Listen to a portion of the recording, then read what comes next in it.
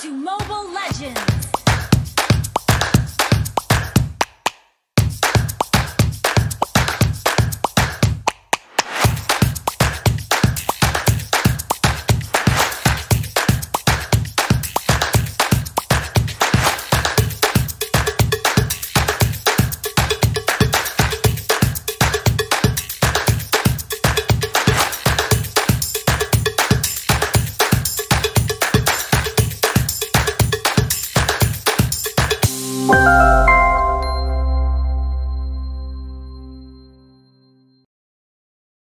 Di masa pandemi COVID-19, para orang tua mesti berjuang lebih ekstra untuk keluarga, terutama dalam hal pengasuhan anak.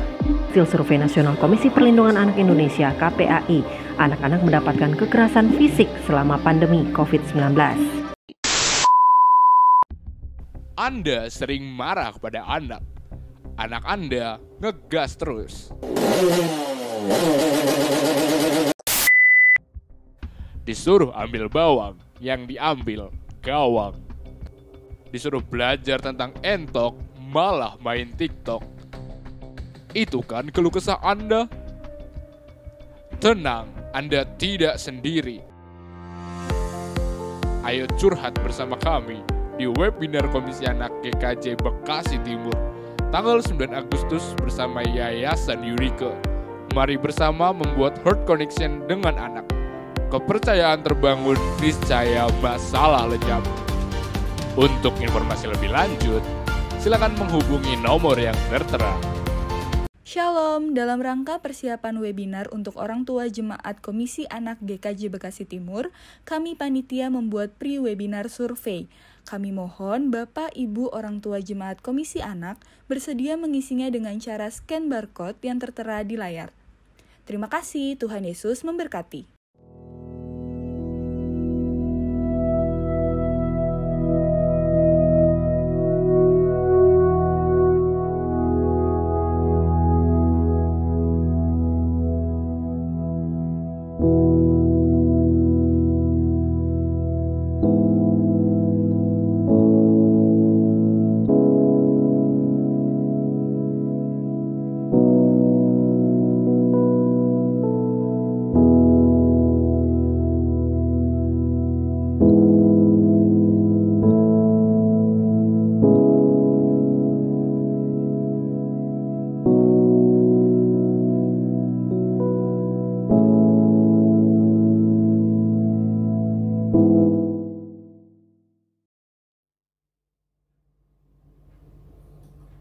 Majelis GKJ Bekasi Timur mengucapkan selamat pagi, Bapak, Ibu, dan Saudara yang terkasih.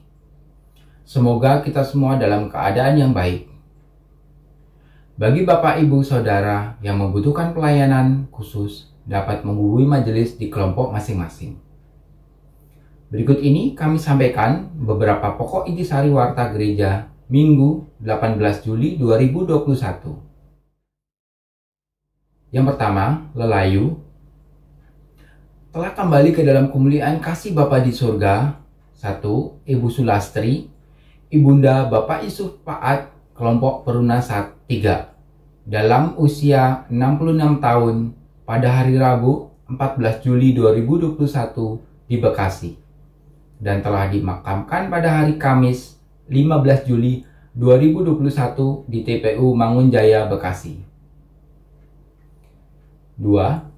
Bapak Ragil Waluyo, ayahanda Ibu Titik Kusniati atau Ibu Gandhi, kelompok Jatimulya, dalam usia 87 tahun pada hari Jumat 9 Juli 2021 di Magelang, dan telah dimakamkan di Magelang. Yang ketiga, Bapak Sumanto, adik Ibu Dwi Antari atau Ibu Johan Kristantara, dalam usia 42 tahun pada hari Sabtu 17 Juli 2021 di RSPKU Kebumen. Segenap majelis dan jemaat turut berduka cita dan mendoakan kiranya kekuatan dan penghiburan dari Tuhan senantiasa menyertai segenap keluarga.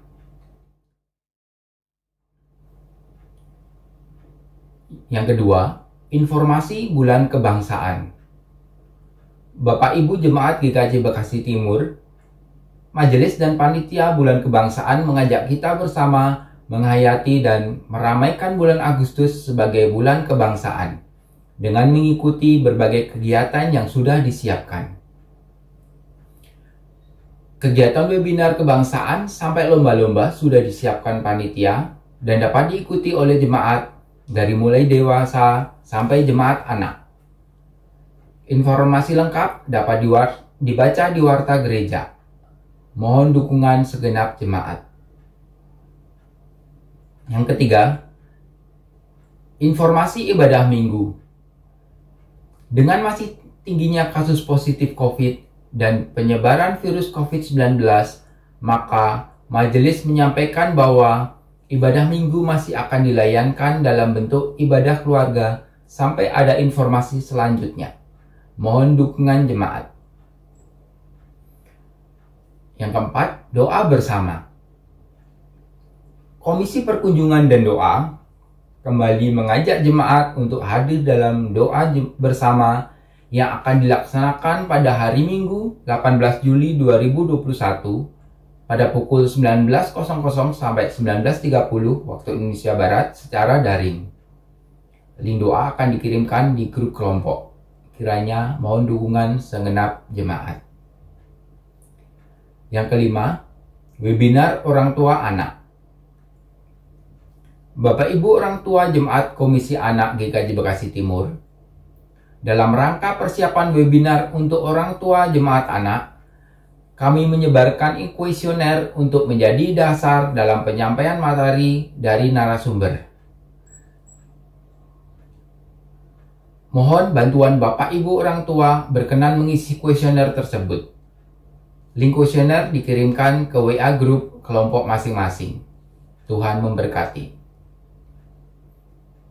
Untuk informasi dan pokok pewartaan lainnya, mohon Bapak Ibu Saudara membacanya sendiri pada lembar Warta Gereja.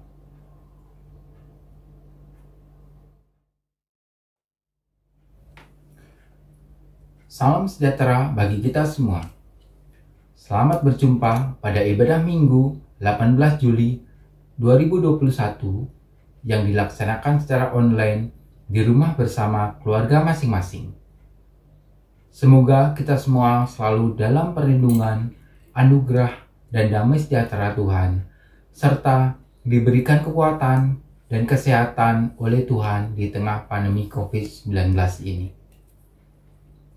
Pada ibadah minggu ini, kita akan merenungkan tema Membangun Rumah Allah melalui pelayanan bersama. Pemberitaan firman Tuhan akan disampaikan oleh Pendeta Ripka Evelina Pratiwi. Selamat beribadah, Tuhan memberkati.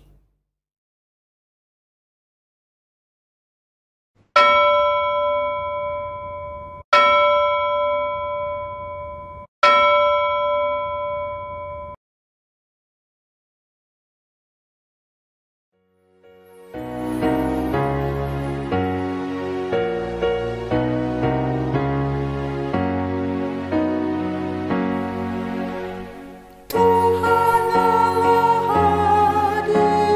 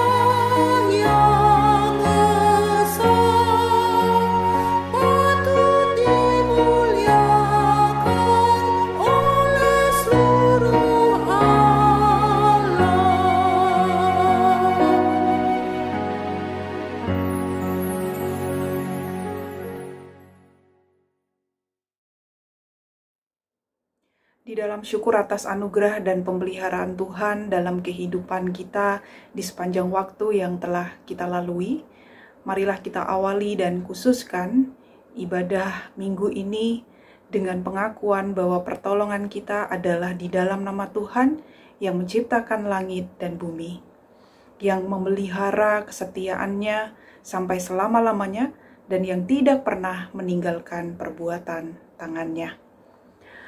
Anugerah dan sejahtera dari Allah Bapa kita dan dari Tuhan kita Yesus Kristus menyertai saudara-saudara sampai selama-lamanya. Amin.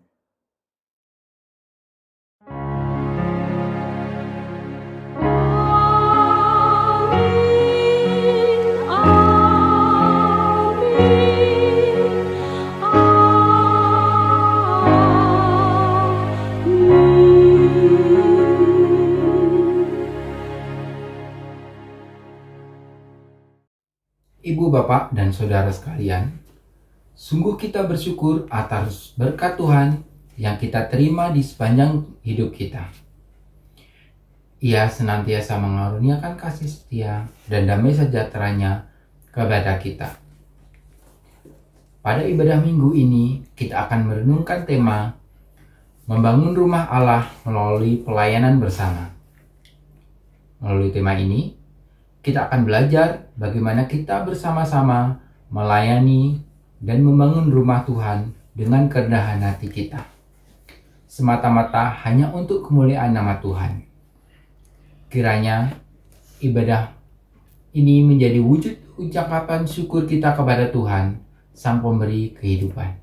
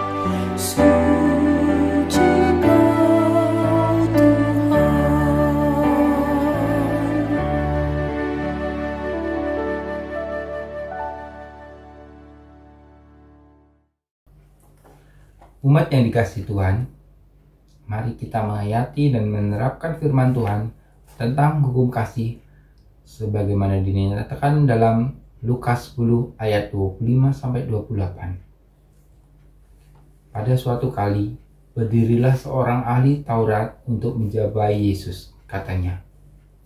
Tuhan, apa yang harus kuperbuat untuk memperoleh hidup yang kekal? Jawab Yesus kepadanya. Apa yang tertulis dalam hukum Taurat? Apa yang kau baca di sana?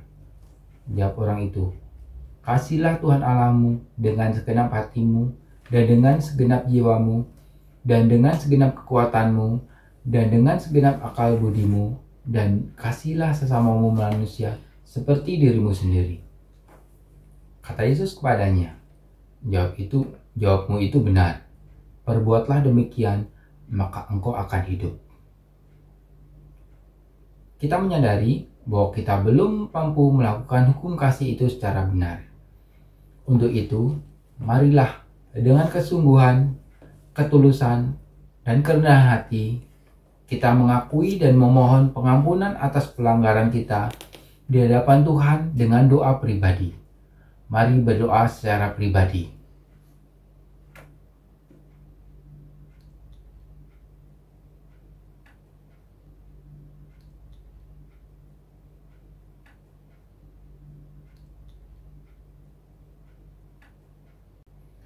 Tuhan, dengarkanlah doa penyesalan kami.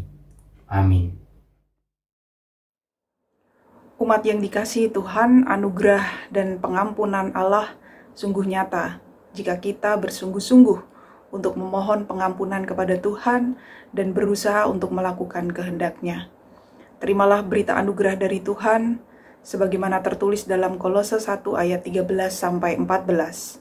Ia telah melepaskan kita dari kuasa kegelapan dan memindahkan kita ke dalam kerajaan anaknya yang kekasih.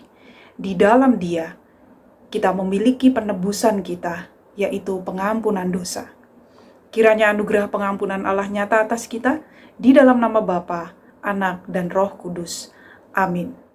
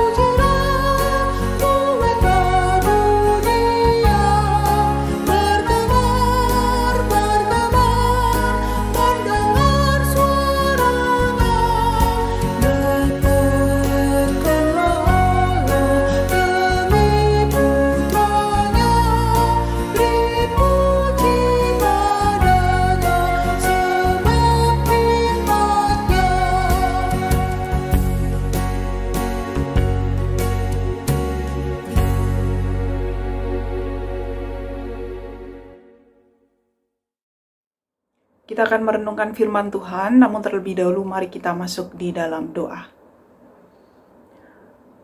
Kami sungguh bersyukur untuk persekutuan yang telah Tuhan anugerahkan. Kami bersyukur Tuhan untuk teknologi yang memungkinkan bagi kami semua untuk tetap beribadah dan menjadi satu di dalam kasih Kristus. Di dalam sukacita persekutuan ini, kami hendak merenungkan firman-Mu ya Allah. Berfirmanlah dan didiklah kami. Di dalam Kristus Yesus kami memohon. Amin. Bacaan yang pertama diambil dari 2 Samuel 7 ayat 1-14a.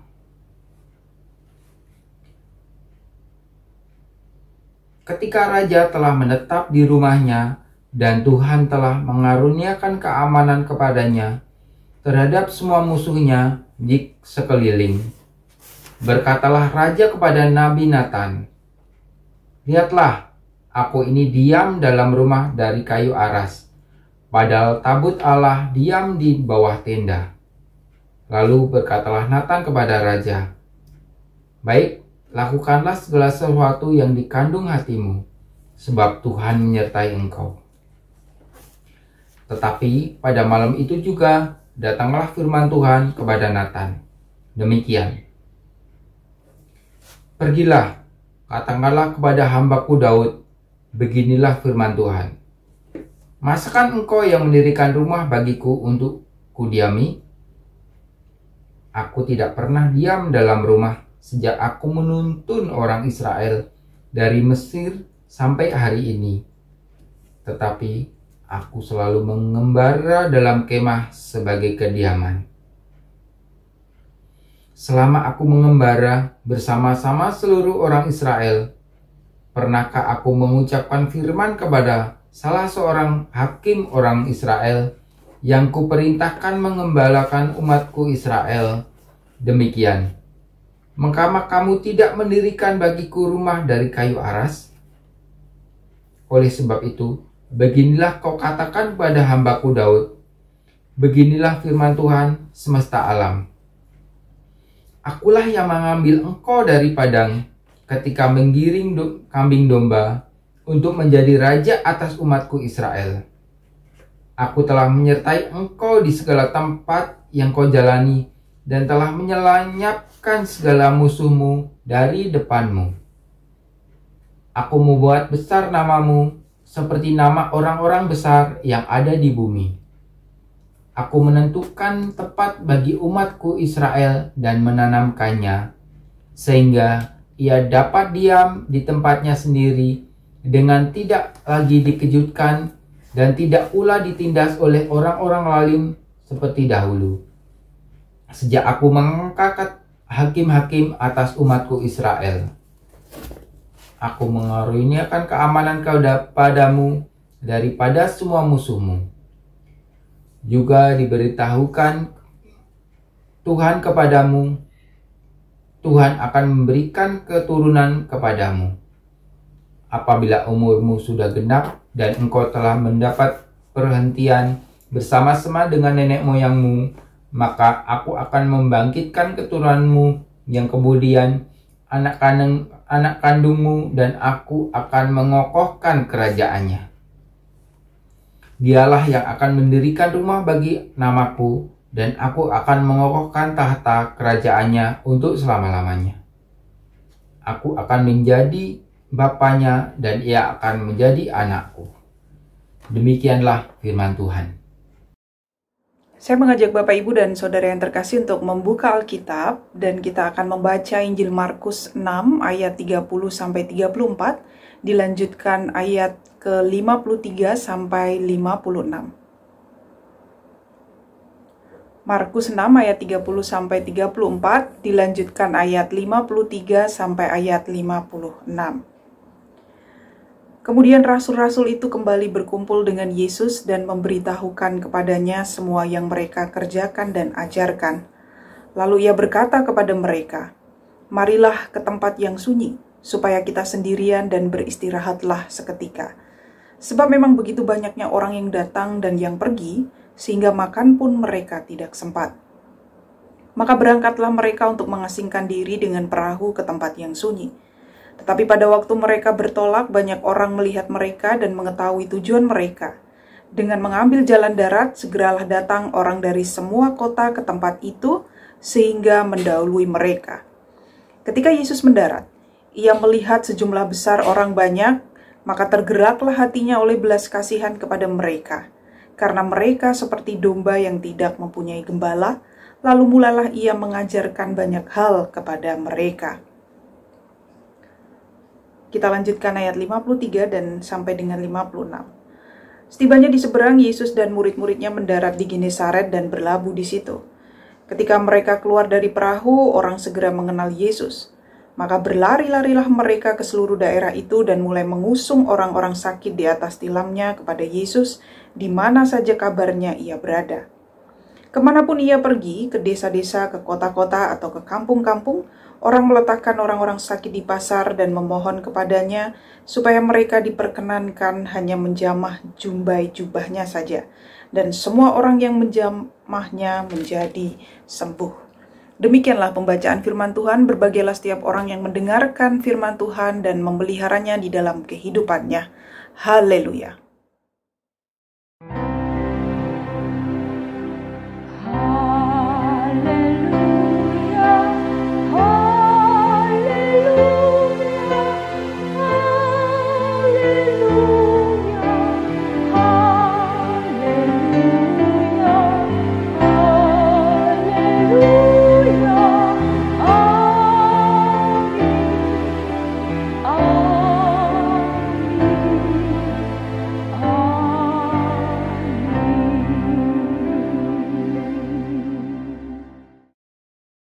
Shalom Bapak Ibu dan Saudara yang terkasih, semoga semua dalam keadaan yang sehat dan tetap semangat di dalam menjalani hari-hari di masa-masa pandemi ini. Bapak Ibu dan Saudara yang terkasih, saya mengawali persiapan khotbah ini dengan sebuah pertanyaan pada diri saya sendiri. Kenapa sih pada bacaan yang pertama itu kok Tuhan itu tidak mau begitu loh ketika Daud ingin membangun bait suci untuk Allah. Sampai akhirnya ketika kemudian saya membaca di keseluruhan bacaan itu, ada satu hal yang kemudian saya mengerti dan saya ingin membagikan itu di awal khotbah ini. Jadi Bapak Ibu dan Saudara yang terkasih, kita akan lihat bersama ya bahwa Daud itu kan sudah menjadi raja atas seluruh bangsa Israel dan dia sudah mengalahkan musuh-musuh Israel, begitu kan? Dan kemudian dia menjadikan Yerusalem itu sebuah ibu kota, dia membangun sendiri istana kerajaan dan membawa tabut ke Yerusalem seperti yang menjadi bacaan kita di minggu yang lalu. Lalu setelah dia mencapai keberhasilan seperti itu dan juga katakanlah ada stabilitas pemerintahan begitu, Daud kemudian berusaha untuk membangun rumah bagi Tuhan. Dan kita lihat dalam bacaan yang pertama, Nabi Nathan juga setuju dengan rencana ini. Tapi kan seperti yang tadi saya sampaikan di awal, Tuhan ternyata memiliki pemikiran yang berbeda mengenai rencana Daud ini, dan kemudian Tuhan mengungkapkan kepada Nathan bahwa bukan Daud yang akan membangun rumah itu tadi, tetapi keturunannya lah yang akan melakukannya di ayat yang ke-12. Dan kemudian secara historis kan kita tahu bahwa keturunan yang dimaksud ini adalah Salomo yang akhirnya bisa membangun bait suci.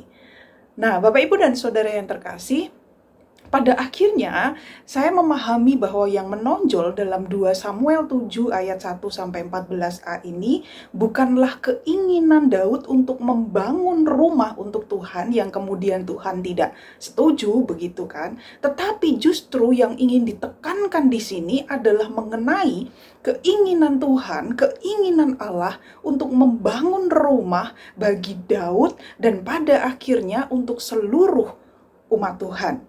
Nah, kemudian saya mengingat di dalam perjanjian baru, Yesus juga mengingatkan kita bahwa dia adalah bait suci yang benar. Dan kemudian bahkan Paulus juga mengatakan kepada kita bahwa Roh Kudus yang berdiam di dalam diri kita, di dalam umat Tuhan, itu kemudian membuat kita menjadi bait Allah yang hidup.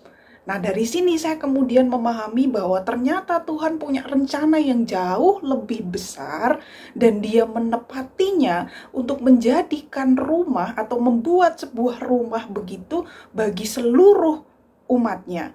Jadi kita melihat bahwa Tuhan menepati janji yang dibuatnya kepada Daud dan kepada kita. Sampai di sini kemudian kita bisa memahami bersama bahwa rumah Allah yang dipahami sebagai tempat di mana Allah tinggal itu nyatanya bukan lagi bersifat fisik atau gedung saja, begitu ya Bapak Ibu. Kita sepatutnya menyadari bahwa Allah itu juga berada ternyata di dalam diri kita seperti yang ia janjikan kepada Daud. Pertanyaannya berikutnya adalah, bagaimanakah kita ini loh yang meyakini bahwa Allah juga tinggal di dalam diri kita, kemudian membangun rumah Allah bersama dengan orang lain dalam sebuah persekutuan. Nah, untuk menjawab pertanyaan ini, saya ingin mengajak kita untuk masuk kepada bacaan Injil pada hari ini. Yang pertama, Bapak, Ibu, dan Saudara yang terkasih, bangunlah dengan dasar belas kasih. Itu juga kita bisa bandingkan dengan bacaan Injil di ayat 34. Yesus menunjukkan belas kasih.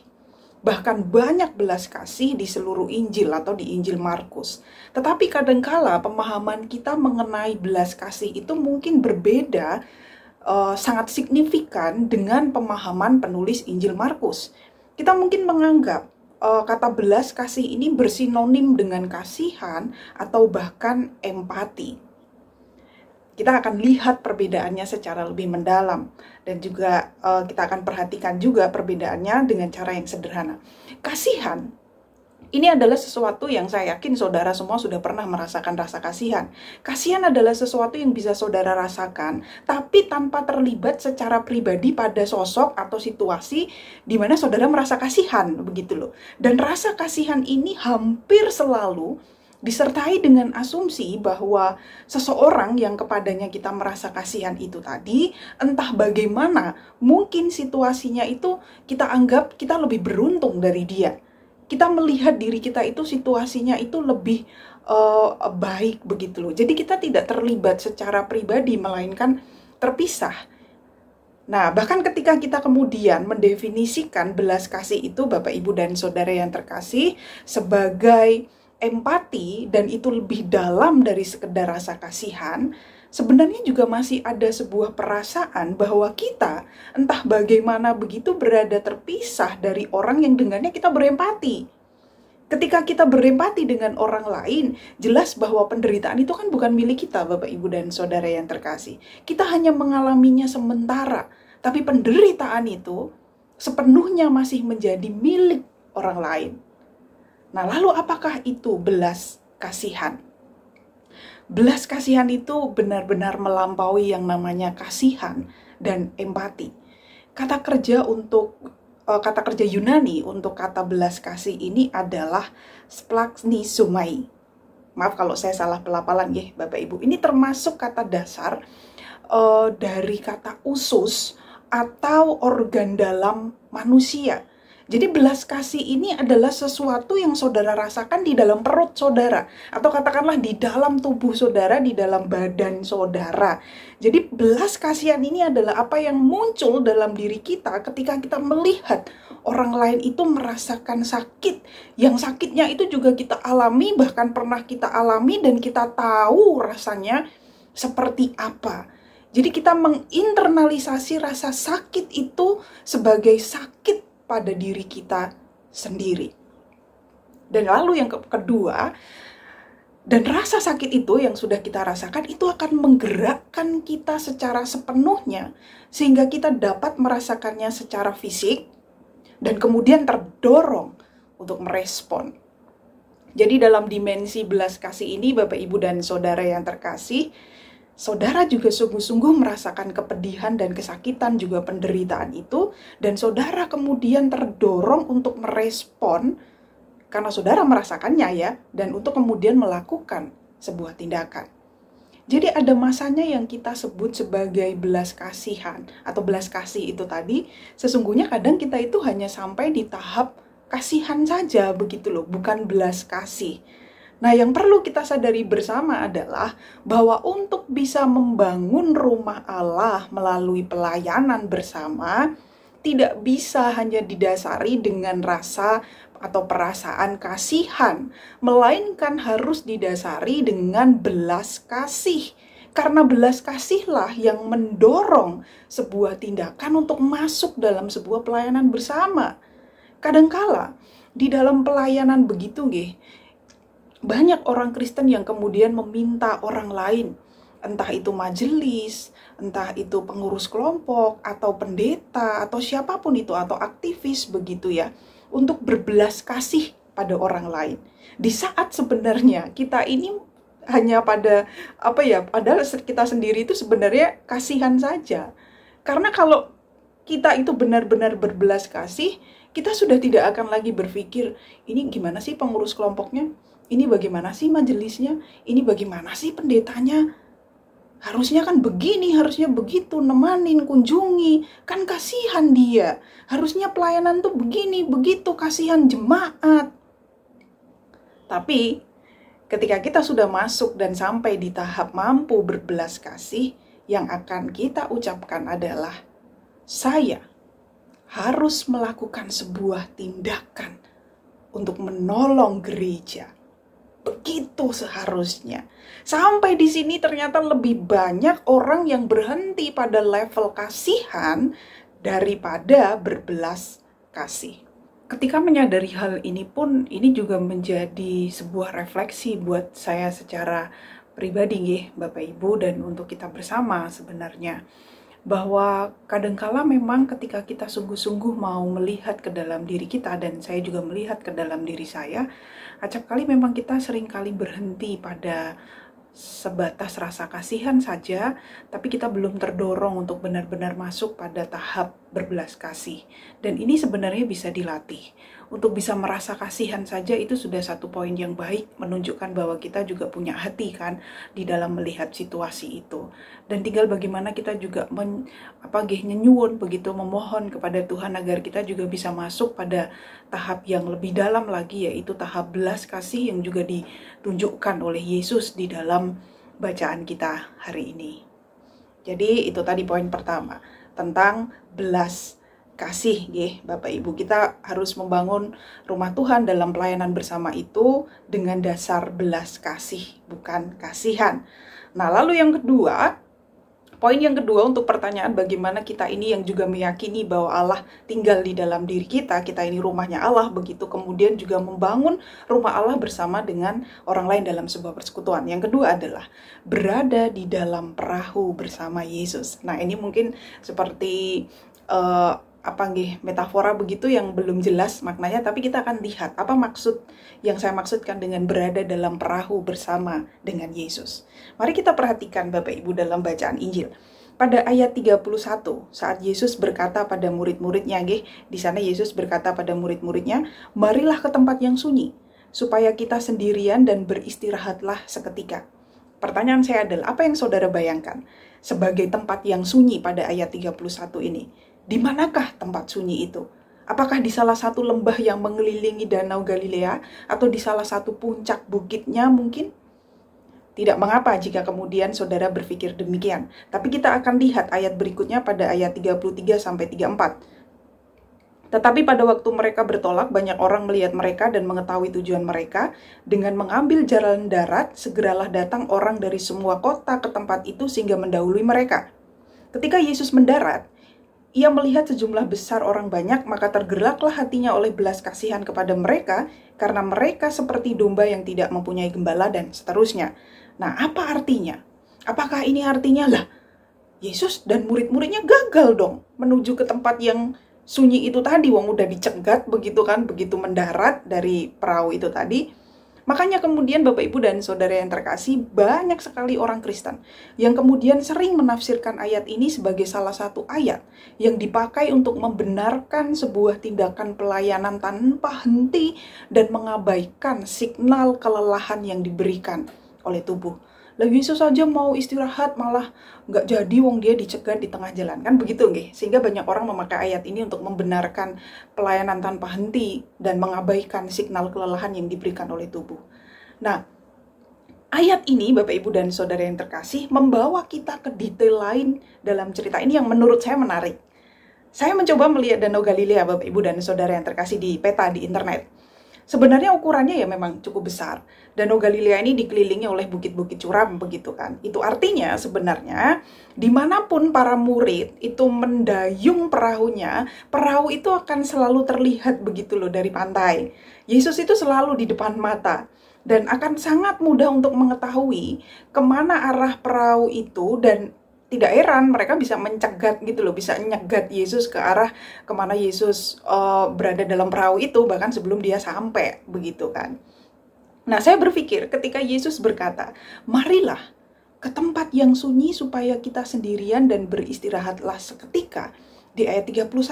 Sesungguhnya yang Yesus maksudkan adalah, tempat sunyi yang Yesus maksudkan itu adalah bagian tengah danau sebagai tempat yang paling sunyi. Bisa jadi itu menjadi satu-satunya tempat di mana para murid itu benar-benar bisa sendirian bersama dengan Yesus tanpa ada orang yang mendesak mereka. Karena begitu sampai di darat kan terbukti mereka sudah dicegat. Dan Yesus dengan belas kasih kemudian melayani orang-orang itu. Jadi waktu yang diperlukan untuk mendayung ke seberang adalah waktu yang diberikan oleh Yesus kepada murid-muridnya untuk beristirahat dari pelayanan mereka. Untuk berduaan dengan Yesus di dalam perahu. Ini menjadi pengingat Bapak, Ibu, dan Saudara yang terkasih bagi kita untuk tinggal di perahu bersama dengan Yesus. Di mana kita bisa menemukan istirahat begitu loh untuk jiwanya kita ini. Ini adalah tempat di mana kita bisa pergi untuk istirahat sebentar begitu. Dan kita mengetahui bahwa Yesus ada di dalam situ bersama dengan kita. Sementara kan orang-orang kemudian di pantai berlari ke depan untuk bertemu dengan Yesus. Mereka berlomba-lomba untuk sampai ke tempat di mana mereka pikir Yesus itu akan mendarat. Seperti domba tanpa gembala berlari-lari di depan yang seharusnya mereka ikuti. Begitu loh Bapak, Ibu, dan Saudara yang terkasih. Pembelajaran penting bagi kita adalah seberapa sering sih kita berlarian. Seberapa sering sih kita mengejar Yesus dan mencoba-coba untuk menebak-nebak di mana Yesus itu akan hadir. Kita terus berlarian, padahal tempat yang seharusnya kita tuju adalah berada di dalam perahu bersama dengan Yesus. Melanjutkan khotbah yang lalu Bapak Ibu mengenai tahap perjalanan iman yang sudah saya sampaikan. Seberapa sering kita berlarian, berpelayanan, merasa bahwa memang ke sana Tuhan inginkan saya untuk berada dan Tuhan ke sanalah Tuhan menginginkan saya untuk pergi. Tapi acap kali gitu loh, seringnya kita tuh jadi lupa untuk duduk diam bersama dengan Yesus di dalam perahu itu. Betapa kita jadi sering melewatkan saat-saat hening begitu Bapak, Ibu, dan Saudara yang terkasih bersama dengan Allah untuk masuk ke dalam diri kita. Jadi jangan lupakan juga bahwa saat bersama Allah itu tetaplah penting. Sebetapapun atau seberapapun saudara-saudara berpelayanan. Keseimbangan macam inilah yang sering hilang. Itu sebabnya kita sering kali berlarian ke sana ke sini mencari segala hal begitu kan.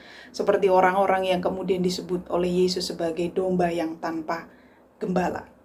Bapak, Ibu, dan Saudara yang terkasih, saya akan simpulkan khotbah ini dengan lebih sederhana. Ada 3 hal. Yang pertama, rumah Allah yang dipahami sebagai tempat di mana Allah tinggal, nyatanya bukan lagi bersifat fisik atau gedung saja. Kita sepatutnya menyadari bahwa Allah juga berada dalam diri kita. Dan tantangan bagi kita adalah bagaimana loh kita ini yang meyakini bahwa Allah juga ada dalam diri kita. Kemudian membangun rumah Allah bersama dengan orang yang lain dalam pelayanan bersama, dalam persekutuan bersama. Yang kedua, bangunlah rumah Allah dalam pelayanan bersama itu berdasarkan belas kasih. Bukan sekedar kasihan. Kasihan itu hanya ucapan di bibir. Namun belas kasih itu mendorong kita untuk bertindak. Kasihan itu membuat kita melemparkan tanggung jawab bertindak pada orang lain. Tapi belas kasihan akan mendorong diri kita sendiri untuk melakukan sebuah tindakan. Yang ketiga, bangunlah rumah Allah dalam pelayanan bersama itu dengan memerhatikan waktu hening juga bersama dengan Tuhan. Betapa sering kita berlarian berpelayanan ini itu. Merasa bahwa memang kesanalah Tuhan berada dan menginginkan saya untuk pergi. Tapi kita kemudian acap kali lupa untuk diam bersama dengan Tuhan di dalam perahu. Kiranya Tuhan menolong kita semua. Amin. Saat hening bagi kita. Saat hening cukup, mari kita masuk di dalam doa syafaat. Saya akan hantarkan. Tuhan, kami mensyukuri untuk firman yang telah kami dengarkan. Kami dididik dan kami belajar Tuhan untuk membangun rumah-Mu dengan pelayanan bersama dengan saudara-saudara kami yang lain. Dan di dalam segala sukacita kami hari ini kami mengingat saudara-saudara kami yang tengah sakit. Kiranya Tuhan memberkati mereka, baik mereka yang terpapar virus COVID-19 ataupun karena sakit penyakit yang lain.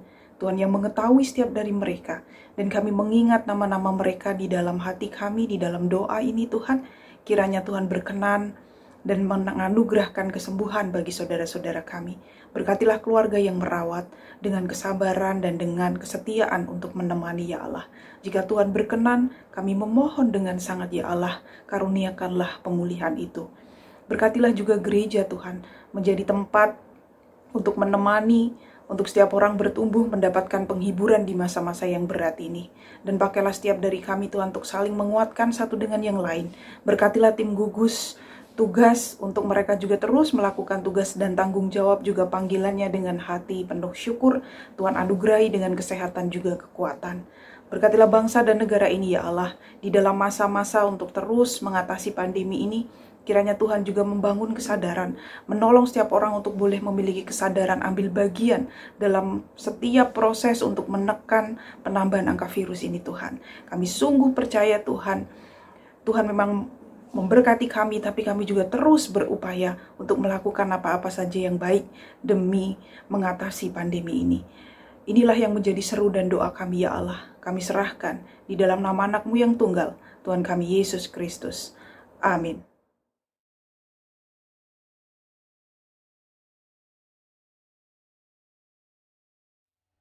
Umat dimohon berdiri. Mari bersama kita nyatakan kembali pengakuan iman kita melalui pengakuan iman rasuli yang demikian.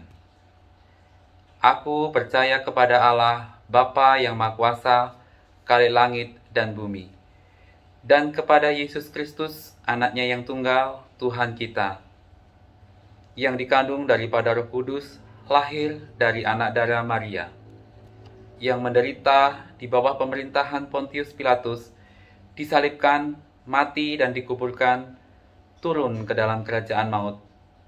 Pada hari yang ketiga, bangkit pula dari antara orang mati, naik ke surga, duduk di sebelah kanan Allah, Bapa yang Maha Kuasa, dan akan datang dari sana untuk menghakimi orang yang hidup dan yang mati. Aku percaya kepada Roh Kudus, gereja yang kudus dan am, persekutuan orang kudus, pengampunan dosa, kebangkitan daging, dan hidup yang kekal. Umat dipersilahkan duduk.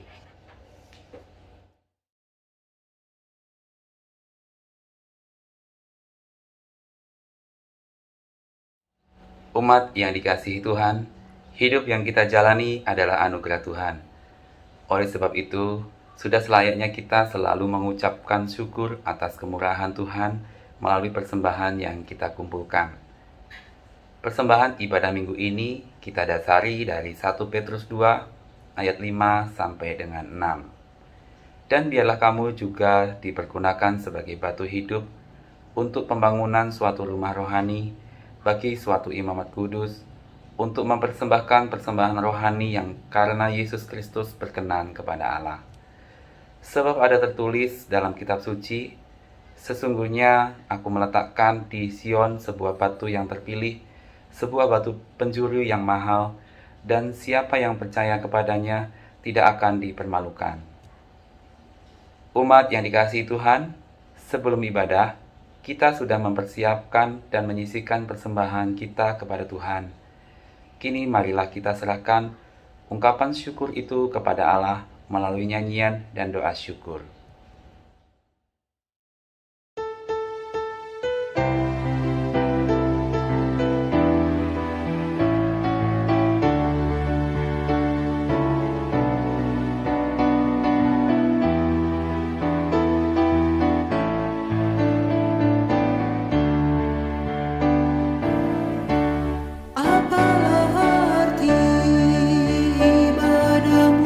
Kepada Tuhan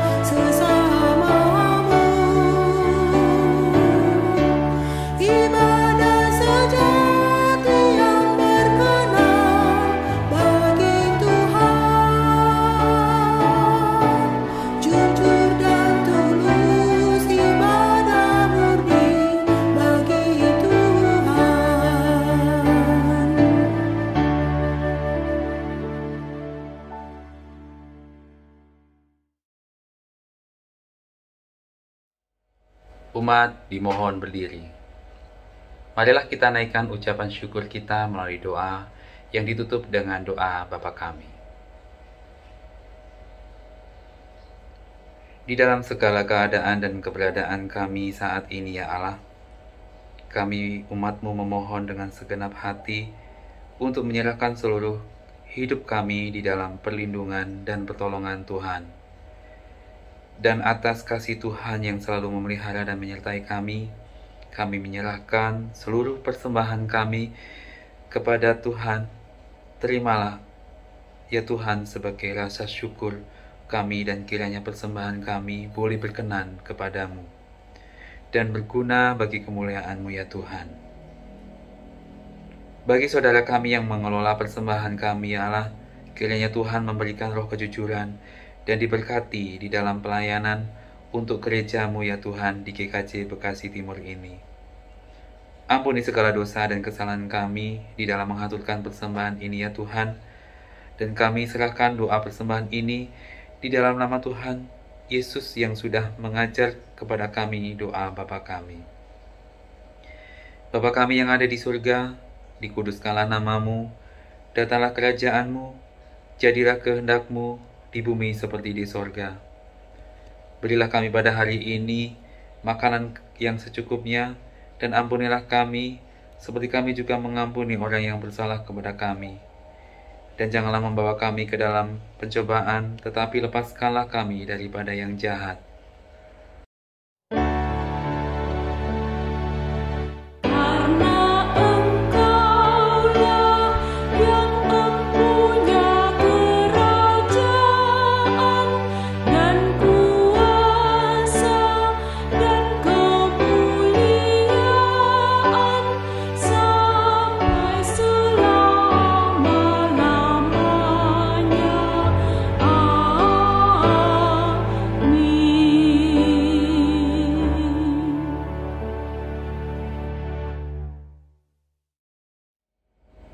Umat yang dikasihi Tuhan, Allah berdiam bersama umat-Nya, bukan dalam bangunan fisik buatan manusia. Kita diutus untuk bersama membangun persekutuan sebagai rumah Tuhan, sebab Allah hadir di tengah-tengah umat-Nya. Kiranya Tuhan memampukan kita untuk menjalaninya.